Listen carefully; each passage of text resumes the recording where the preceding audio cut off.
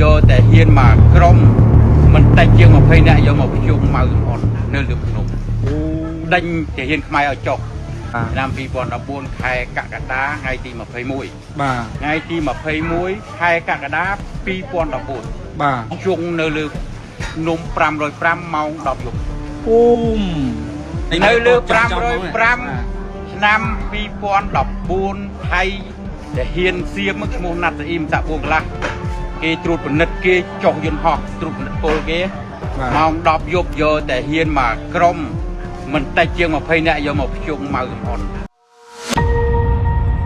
มาสมอนไปเชียร์แต่ได้ยกเบย์พมอันกองไทยอันงอบเป็นนาไทยบ้านอันคือไอ้ตัว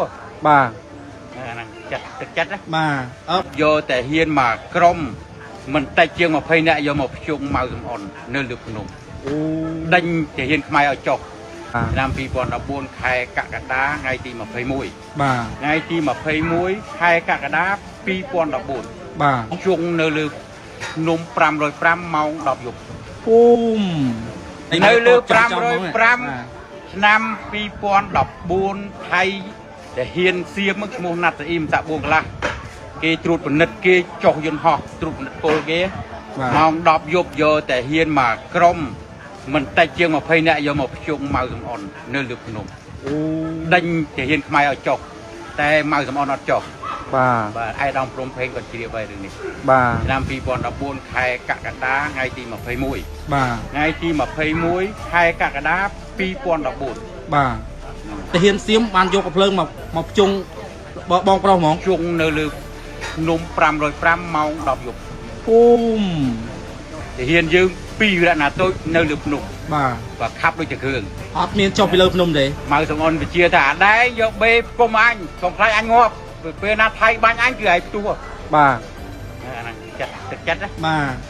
mong pro chui kì mai sòng on đom từ này tới mai sòng on đom từ này tới và đom từ này tới ba ôi lẹt bong sạch sọt kim sọt không to trường cô kèm chia ca nơi cái xung ca phi chiếc khi tay thì score là hai thằng bạnกันเลยហើយសុំសួរបងមួយទៀតមើលពេលមិញដល់ពេលដែលសៀមបានយកកំភ្លើងមកជុំពេលអារម្មណ៍ពេលហ្នឹងយ៉ាងម៉េចដែរអារម្មណ៍អត់មានភ័យអត់មានតក់ស្លុតអត់មានដោយសារជើងងជង្គង់អីណាអត់ខ្ញុំតាំងពីធ្វើរៀនមកខ្ញុំអត់ដែរចេះភ័យចេះខ្លាចអត់និយាយអត់ខ្លាចស្លាប់មនុស្សមិនខ្លាចស្លាប់ពេលដែលខ្ញុំខឹកមានកង្វល់ខ្ញុំឃើញមនុស្សក៏ប៉ុនស្មោចមិនថាមិត្តមិនថាត្រូវចាំបានថាខ្ញុំនិយាយទឹកចិត្តខ្ញុំមីមកខ្ញុំតាខឹងគ្នាឯងមិត្តទាំងក៏ដោយតែធ្វើខ្ញុំខឹងគឺខ្ញុំអត់ចេះជិះម្រាយគេទេអត់ចេះមើលងាយគេទេតែខ្ញុំមើលឃើញឯងប៉ុនតែមកអញ្ចឹងឯងទឹកចិត្តខ្ញុំនេះខ្ញុំអត់ខ្លាចស្លាប់ទេព្រោះបើខ្ញុំជាដៃចាស់ព្រៀងឯងមួយដៃអត់កម្មមុខបើទាត់មួយជើងឯងបាក់ឆ្អឹងដួលនៅមុខខ្ញុំអាហ្នឹងកំផឹងអញ្ចឹងនឹងរៀនគ្រូអបៀនខាងណាខ្ញុំអត់យល់គ្រូចក្រាចវត្តតម្រៃសក៏គ្រូ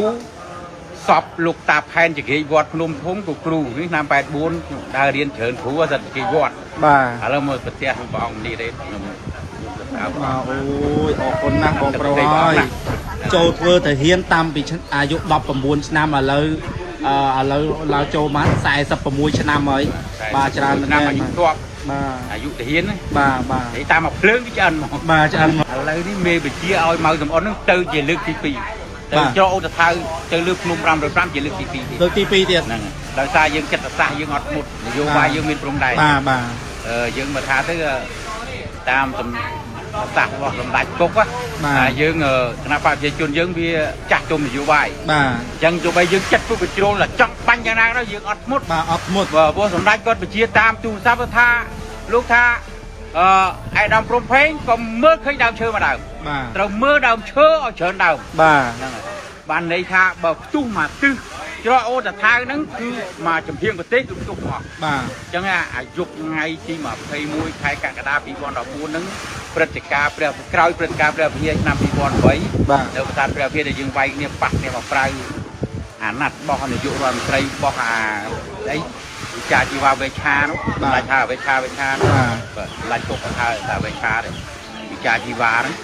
ចឹងឯងនឹកគុណតាំងពីនោះមកទី1នឹកគុណសម្ដេចទុកបងហ្នឹងសម័យ2008ទាហានយើងទៅជួបទាហានថៃឯង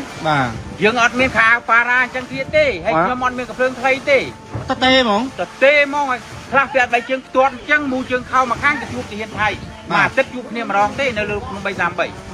ហ្នឹងហើយអញ្ចឹងគោលហេតុមកពីអីមកពីយើងពងសម្រាកឬក៏យ៉ាងម៉េចយើងធម្មតាមកអាទិត្យយើងណាត់ជួបថៃម្ដងរៀងរាល់ថ្ងៃពុធបាទក្នុងមួយសប្តាហ៍ថ្ងៃពុធជួបថៃថ្ងៃពុធព្រឹកថ្ងៃពុធជួបថៃហ្នឹងហើយយើងតំណាក់តំណងសហការសត្វរមួតដោយថាមិត្តភាពអញ្ចឹងណាទាហាននៅលើព្រំដែនហ្នឹងទាហានភាគីថៃវាជប់ខ្មៅយើងហ្នឹងយើងមិនជប់ខ្មៅទេយើងមានសហការប្រតិបត្តិការហ្នឹងយើងមានកងទ័ពប្រព្រំដែនហ្នឹងមាន404ណាយើងមានឥឡូវនេះវាចំណងឲ្យកងពលធំលេខ3មានកងពលលេខ7លេខ8លេខ9នៅមុំ3យើងកងពលទៅហ្នឹងគឺក៏សហការជាមួយកងពលធំលេខ3និងកងពលតូចបោះចំណុះបោះកងពលធំលេខ3ហ្នឹងដែរហ្នឹងហើយនឹងវរៈព្រំដែនបោះ404នៅឈរជើងនៅលើភ្នំតាថាវហ្នឹងបន្ទាប់មកកងពលលេខ1នៅលើ333ហ្នឹងច្រកអូតាថាវទីមជាការនៅច្រកអូតាថាវហ្នឹងតែម្ដងហ្នឹងហើយហើយប៉ុន្តែលៀនឋានយើងសម័យនោះគឺកងពលតូអន្តរាគមន៍លេខ1មានប្រព័ន្ធមន្ត្រីភាពជាមួយធនាគារជាតិអញ្ចឹងឯអាដាមខ្មោចអាដាមសពជាចន្ទោដែលលោកស្លាប់ទៅនេះអាដាមព្រំភេងថាមិនបាច់យកទេថាវិការសុំតាដែកនិងស៊ីម៉ង់យកទៅធ្វើចាក់លេនឋានពីតង់ដើម្បីជីការពីអាយុជីវិតដល់កងទ័ពទូទាំងកងពលមិនថាកងពលដកចេញឬក៏ទៅវិញអានឹងអញ្ចឹងអាដាមព្រំភេងកំណត់គាត់ជ្រៅណាស់